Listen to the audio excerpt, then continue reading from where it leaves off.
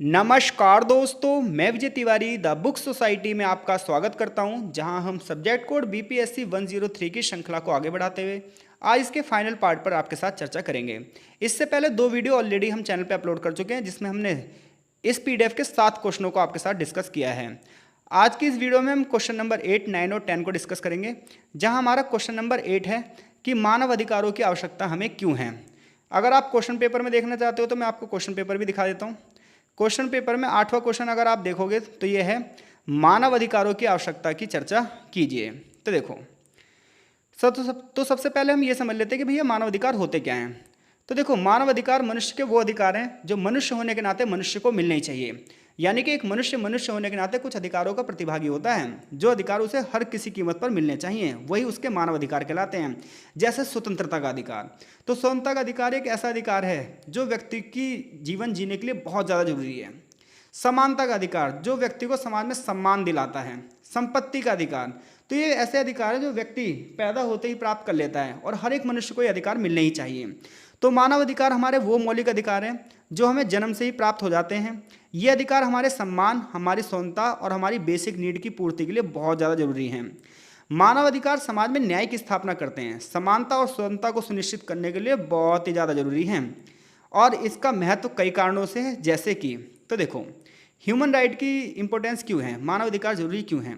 तो मानव अधिकार सबसे पहले इसलिए जरूरी है क्योंकि ये ह्यूमन डिग्निटी को प्रोटेक्ट करते हैं, यानी कि मानवीय गरिमा की रक्षा करते हैं। अब मानवीय गरिमा क्या होती है, सबसे पहले हमें यही पता हो। तो देखो, गरिमा का मतलब होता है, इंग्लिश में बोलते हैं डिग्निटी, और वैसे इसका मतलब होता है साधारण लैंग्वेज में सम्मान। तो देखो, हर एक व्यक्ति को हमें इस तरीके से, इस नज़रिए से देखना चाहिए कि वो आखिरकार है तो मनुष्य ही ना। हमें उसके साथ पशु जैसा व्यवहार नहीं करना चाहिए, हमें उसके साथ वस्तु जैसा व्यवहार नहीं करना चाहिए।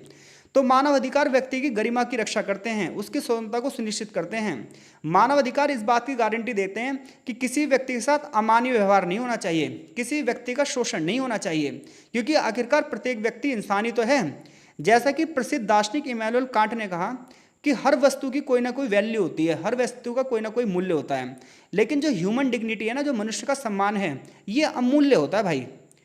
इसका कोई भी आप प्राइस नहीं लगा सकते, इसकी आप कोई वैल्यू नहीं लगा सकते। इसलिए हमें एक मनुष्य से इस प्रकार का व्यवहार करना चाहिए कि आखिरकार वो एक मनुष्य है, हमें उसे वस्तु की तरह प्रयोग नहीं करना चाहिए, हमें यूज एंड थ्रो की नीति नहीं चलानी चाहिए, हमें मनुष्य का उपयोग नहीं करना चाहिए, बल्कि मनुष्य का सम्मान करना चाहिए। तो मानव अधिकारों का महत्व किस लिए है भाई, तो मानव अधिकारों का पहला महत्व तो इसलिए है कि ये समाज में व्यक्ति के सम्मान को बनाए रखते हैं। अगर व्यक्ति को ऐसा लगता है कि उसके साथ समानता वाला व्यवहार नहीं हो रहा, तो वो न्याय की मांग के लिए अदालत तक जा सकता है। तो मानव अधिकारों का महत्व क्यों है, तो ये व्यक्ति की गरिमा को बनाए रखते हैं। मानव अधिकारों का दूसरा महत्व क्यों है, क्योंकि ये स्वतंत्रता और समानता की स्थापना करते हैं। ये तय करते हैं कि किसी व्यक्ति के साथ जाति, धर्म, लिंग के आधार पर भेदभाव ना हो। जैसे आप संविधान का आर्टिकल नंबर 15 पढ़ें, तो संविधान का आर्टिकल नंबर 15 क्या कहता है। आर्टिकल नंबर 15 ये कहता है कि किसी व्यक्ति के साथ जाति, धर्म, लिंग, नस्ल, इन सब के, माफ कीजिएगा, आर्टिकल नंबर 15 ये कहता है, जैसे आप संविधान का आर्टिकल नंबर 15 पढ़ें, तो आर्टिकल नंबर 15 ये कहता है कि किसी भी व्यक्ति के साथ जाति के आधार पर, धर्म के आधार पर, लिंग के आधार पर, मूल वंश के आधार पर, जन्म स्थान के आधार पर भेदभाव नहीं होगा। तो इस प्रकार से जो मानव अधिकार है वो ये सुनिश्चित करते हैं कि हर व्यक्ति को उसका प्राप्य मिलना चाहिए। हर एक व्यक्ति जिस चीज़ का अधिकारी है उसे वो अधिकार मिलने चाहिए। उदाहरण के लिए आपको फ्रीडम ऑफ स्पीच होनी चाहिए, धर्म की स्वतंत्रता होनी चाहिए। तीसरी बात यह है कि हर एक व्यक्ति को अन्याय और शोषण से सुरक्षा दिलाता है ह्यूमन राइट, कि किसी व्यक्ति के साथ अन्याय ना हो, किसी भी व्यक्ति का शोषण ना हो, किसी को दास बनाकर ना रखा जाए। इसलिए भी ह्यूमन राइट्स बहुत जरूरी हैं। चौथा महत्व ह्यूमन राइट्स का इसलिए है क्योंकि ये कमजोर वर्गों की सुरक्षा करते हैं। मानव अधिकार समाज के कमजोर और वंचित वर्गों की सुरक्षा करते हैं, जैसे महिलाएं, बच्चे, माइनॉरिटीज़, विकलांग, इन सभी व्यक्तियों की सुरक्षा करते हैं। इसके लिए कई बार कुछ आंदोलन चलाए जाते हैं, जैसे इस समय वुमेन एम्पावरमेंट चल रहा है, जिसमें महिलाओं के अधिकारों की बात की जा रही है। मानव अधिकारों का महत्व इसलिए भी है क्योंकि ये लोकतंत्र को बढ़ावा देते हैं, न्याय की गारंटी देते हैं। अगली बात यह है कि ये विश्व की शांति को बढ़ावा देते हैं, विश्व में स्थिरता की बात करते हैं, देशों के बीच में सहयोग की बात करते हैं, समानता की बात करते हैं, और ह्यूमैनिटी को निश्चित करने के लिए, मानवता के आदान प्रदान को सुनिश्चित करने के लिए भी काम करते हैं। उदाहरण के लिए यूएनओ ने संयुक्त राष्ट्र मानव अधिकारों की घोषणा भी करी है, और ह्यूमन राइट डे भी मनाया जाता है। ह्यूमन राइट कमीशनों की भी स्थापना की है, जो कि मानव अधिकारों की सुरक्षा के लिए काम करते हैं। मानव अधिकारों की जरूरत इसलिए भी है क्योंकि ये सामाजिक और आर्थिक योगदान भी देते हैं। क्योंकि मानव अधिकारों में शिक्षा का अधिकार है, स्वास्थ्य का अधिकार है, रोजगार का अधिकार है, तो इससे व्यक्ति और समाज दोनों का विकास होता है। तो इस प्रकार से हम ये कह सकते हैं कि भैया मानव अधिकारों की आवश्यकता इसलिए है क्योंकि ये व्यक्ति और समाज को स्वतंत्र बनाते हैं, न्यायपूर्ण बनाते हैं, समतावादी वातावरण देते हैं, ये संघर्ष को खत्म करते हैं, असमानता को खत्म करते हैं, मानवता को एकजुट करते हैं। लेकिन भाई ये देखो, ये सब चीज़ें पढ़ने में बहुत सही लगती हैं। रियलिटी ये है कि जब तक हर एक व्यक्ति ह्यूमैनिटी को फॉलो नहीं करेगा, जब तक हम ह्यूमैनिटी की स्थापना कर ही नहीं सकते। तो मानव अधिकार जरूरी है, हमें ये पता है, लेकिन मानव का अधिकार देगा कौन? ये समाज ही तो देगा, हम लोग ही तो देंगे। लेकिन अगर हम हर एक व्यक्ति को वस्तु की तरह प्रयोग करें, यूज एंड थ्रो की पॉलिसी चलाएं, तो कितनी भी अच्छी अच्छी चीज़ें लिखी हों, इनका कोई औचित्य नहीं रह जाता। समाज में हर तरफ आपको फिर संघर्ष ही दिखाई देंगे। अब यहाँ पर जो क्वेश्चन नंबर 9 और 10 है, ये मोस्ट रिपीटेड क्वेश्चनों में से एक है, मोस्ट रिपीटेड क्वेश्चन, जो कि हर साल एक साल छोड़कर एक साल आते ही आते हैं। और ये क्वेश्चन है, स्वतंत्रता की नकारात्मक और सकारात्मक अवधारणा में अंतर स्पष्ट करो। बहुत ही ज़्यादा बढ़िया क्वेश्चन है, बहुत ज़बरदस्त क्वेश्चन है कि स्वतंत्रता जो है वो दो प्रकार की होती है, एक नकारात्मक और एक सकारात्मक। तो नकारात्मक स्वतंत्रता और सकारात्मक स्वतंत्रता में क्या अंतर है, आपसे वो पूछ रहा है। तो देखिए, निगेटिव लिबर्टी और पॉजिटिव लिबर्टी में अंतर है, और वो अंतर इस प्रकार से है कि नकारात्मक जो स्वतंत्रता है ये कहती है कि व्यक्ति के ऊपर लिमिटेशंस नहीं होनी चाहिए, व्यक्ति के ऊपर कोई प्रतिबंध नहीं होना चाहिए। जबकि सकारात्मक स्वतंत्रता ये कहती है नहीं भाई, व्यक्ति की स्वतंत्रता पर प्रतिबंध होना चाहिए। यानी कि नकारात्मक और सकारात्मक स्वतंत्रता में कोई बंदा ये कहे कि भाई एक लाइन में डिफरेंस बताओ आप, तो आप सिंपल सा बोलोगे नकारात्मक स्वतंत्रता ये कहती है कि व्यक्ति पर किसी का हस्तक्षेप नहीं होना चाहिए, व्यक्ति के कार्यों में कोई भी इंटरफेयर नहीं करना चाहिए, और सरकार को व्यक्ति के मामले में हस्तक्षेप नहीं करना चाहिए। यानी कि नकारात्मक स्वतंत्रता सरकार की भूमिका को कम करती है, जबकि सकारात्मक स्वतंत्रता सरकार की भूमिका को बढ़ावा देती है। सकारात्मक स्वतंत्रता ये कहती है कि बिना सरकारी हस्तक्षेप के व्यक्ति का विकास नहीं हो सकता। तो हम सबसे पहले नकारात्मक और सकारात्मक स्वतंत्रता की परिभाषा की बात कर लेते हैं। तो नकारात्मक स्वतंत्रता का अर्थ है कि कोई बाहरी हस्तक्षेप नहीं होना चाहिए, कोई बाहरी बाधा नहीं होनी चाहिए, किसी प्रकार की कोई लिमिटेशंस नहीं होनी चाहिए। व्यक्ति अपनी इच्छा के अनुसार कार्य करने की उसे आज़ादी देनी चाहिए, अगर व्यक्ति दूसरों के अधिकारों को नुकसान नहीं पहुंचा रहा हो तो। यानी कि नकारात्मक स्वतंत्रता ये कह रही है कि व्यक्ति पर किसी प्रकार का कोई कंट्रोल नहीं होना चाहिए, व्यक्ति के मामले में किसी को कोई इंटरफेयर नहीं करना चाहिए, व्यक्ति के काम में किसी को बाधा नहीं पहुंचानी चाहिए, अगर व्यक्ति के कार्य अच्छे से चल रहे हैं तो। लेकिन अगर व्यक्ति किसी के कार्य को नुकसान पहुंचा रहा है तो आप उसके मामले में इंटरफेयर कर सकते हो। इस प्रकार की स्वतंत्रता को जॉन स्टुअर्ट मिल ने बढ़ावा दिया है, जेरेमी बेंथम ने बढ़ावा दिया है, इसाइया बर्लिन ने बढ़ावा दिया है। अब हम सकारात्मक स्वतंत्रता की बात करेंगे। सकारात्मक स्वतंत्रता का मतलब यह है कि भाई हमें अपनी जो विशेष हैं, हमें जो अपनी इच्छाएं हैं उसे नियंत्रित करना चाहिए और सेल्फ कंट्रोल करना चाहिए, जीवन को बेहतर बनाना चाहिए।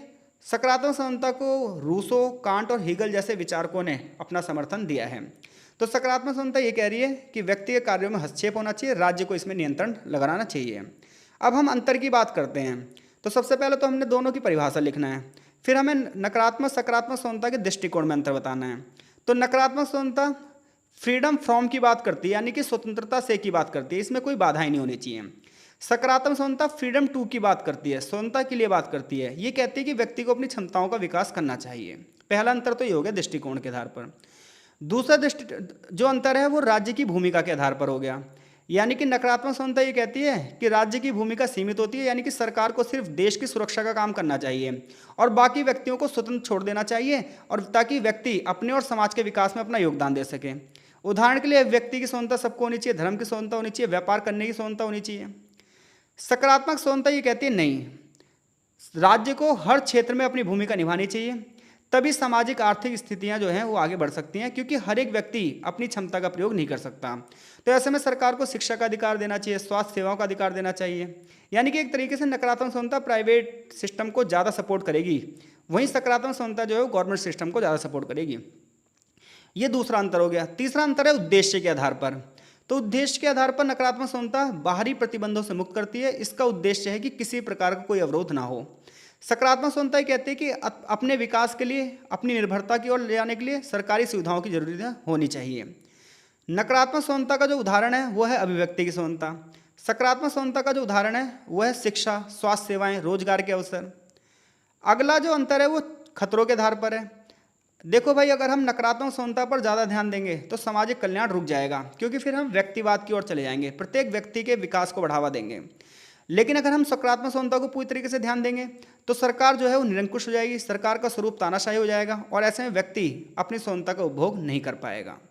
तो नकारात्मक और सकारात्मक समानता समाज में दो पूरक अवधारणाएं हैं, दोनों पर विशेष रूप से ध्यान देना चाहिए, लेकिन किसी को अकेला नहीं छोड़ना चाहिए। और भी आसान लैंग्वेज में अगर आप लिखना चाहते हो तो ध्यान रखना एक चीज़, व्यक्ति की समानता के लिए नकारात्मक समानता जरूरी है, लेकिन समाज की समानता के लिए सकारात्मक समानता जरूरी है, क्योंकि व्यक्ति के ऊपर कुछ ना कुछ तो प्रतिबंध होने चाहिए, तभी हम समाज को सही रूप से चला सकते हैं। अगर व्यक्ति के ऊपर कोई भी लिमिटेशंस ही नहीं होगी, व्यक्ति के ऊपर कोई प्रतिबंध ही नहीं होंगे, तो समाज में अराजकता भी फैल सकती है। तो इसीलिए भाई नकारात्मक और सकारात्मक समानता में अंतर बताते हुए बस ये ध्यान रखना कि नकारात्मक समानता का मतलब है व्यक्ति के ऊपर कोई लिमिटेशंस नहीं है, ये व्यक्ति के विकास के लिए जरूरी है ताकि व्यक्ति अपने जीवन के हर क्षेत्र में आगे बढ़ सके। और ये कहते हैं कि सरकार की जो भूमिका है वो कम होनी चाहिए। सकारात्मक समानता ये कहती है कि सरकार की भूमिका होनी चाहिए, क्योंकि हर एक व्यक्ति अपनी स्वतंत्रता का प्रयोग नहीं कर सकता। ऐसे में सरकार को शिक्षा का अधिकार, स्वास्थ्य सुविधाएं, समानता का अधिकार ये सब देना चाहिए। हमारा लास्ट क्वेश्चन है कि स्वतंत्रता की मार्क्सवादी अवधारणा का वर्णन कीजिए। तो स्वतंत्रता की मार्क्सवादी अवधारणा क्या है, ये बहुत ही अच्छा क्वेश्चन है, आना चाहिए पेपर में आपके, बहुत ही इंपॉर्टेंट क्वेश्चनों में से एक है। तो देखो, स्वतंत्रता की मार्क्सवादी अवधारणा ये कहती है कि जैसे जैसे प्राइवेट सेक्टर बढ़ेगा वैसे वैसे अमीर अमीर होते जाएंगे, गरीब गरीब होते जाएंगे, गरीबों के अधिकार छीन ले जाएंगे और अमीर सारे अधिकारों का प्रयोग करेगा।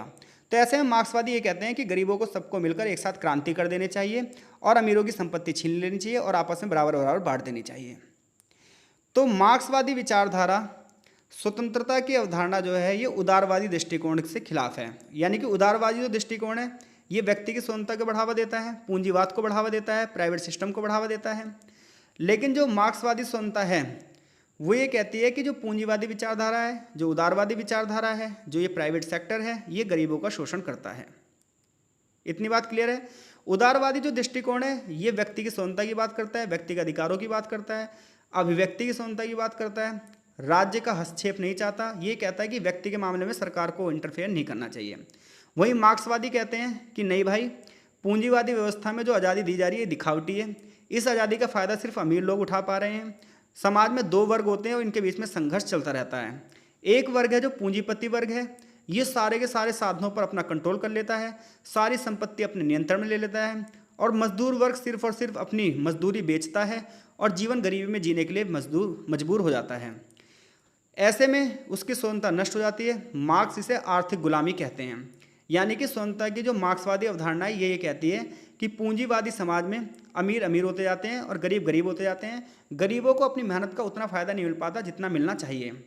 मार्क्स का ये मानना है कि समाज में जब वर्ग भेद होता है, वर्ग भेद का मतलब होता है अमीर और गरीब के आधार पर, इसके अलावा निजी संपत्ति के आधार पर भेदभाव होता है, इससे पूंजी का वर्चस्व बना रहता है। मार्क्स ये कहते हैं सच्ची स्वतंत्रता जब तक नहीं आ सकती जब तक समाज में क्रांति ना हो। जब सारे मजदूर मिलकर पूंजीवाद का तख्ता पलट कर देंगे तभी एक समाजवादी समाज की स्थापना होगी। तो कोई आपसे पूछे भाई कि मार्क्सवादी विचारधारा क्या है, तो आप बोलोगे मार्क्सवादी विचारधारा जो है वो समाजवादी समाज की स्थापना करना चाहती है, जिसमें वो ये चाहती है कि सभी लोगों को उसको बराबरी से हक मिले और प्रॉफिट जो हो सब में बराबर बराबर बढ़ जाए।